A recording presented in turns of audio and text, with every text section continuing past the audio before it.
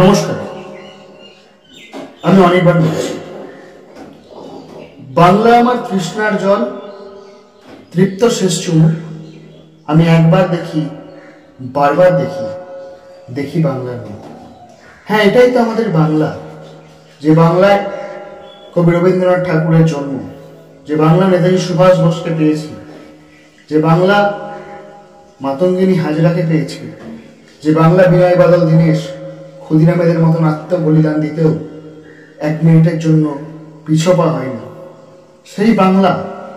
সেই বাংলা ভারতবর্ষের স্বাধীনতা সংগ্রামে এক অনন্য ভূমিকা নিয়েছে।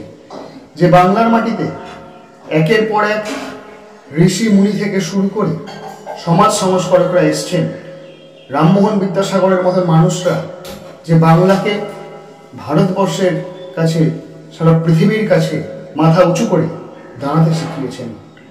আমরা তো সেই বাংলার মানুষ, যে বাংলা থেকে ভারতবর্ষের জাতীয় সঙ্গীত জনগণ মন অধিনায়ক জয় হে লেখা হয়, যে বাংলা থেকে ভারতবর্ষের জাতীয় শ্লোক বন্দে মাতরম লেখা হয়, সুভাষ বোসের নেতৃত্বে জয় হিন্দ বলে আমরা দিল্লি চলোর ডাক দিই।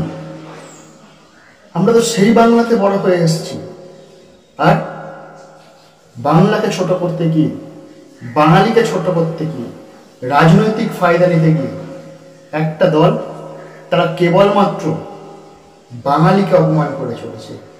বাইরের রাজ্যে বাঙালির উপর আক্রমণ হচ্ছে, আমাদের রাজ্যের বা এই বাংলার সমস্ত সরকারি প্রকল্পের টাকা আটকে দেওয়া হচ্ছে, বাংলার মানুষকে ভাতে মারার চেষ্টা করা হচ্ছে, বাংলার মানুষকে নানাভাবে লাঞ্ছিত, বঞ্চিত, অপমানিত, হেনস্থা করার চেষ্টা হচ্ছে।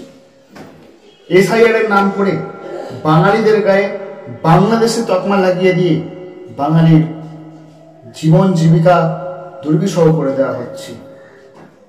তাই এই বাংলার স্বার্থে, এই বাঙালির স্বার্থে এবং এই বাংলার মানুষের স্বার্থে আমাদের সকলকে একত্রিত এবং ঐক্যবদ্ধ থাকতে হবে।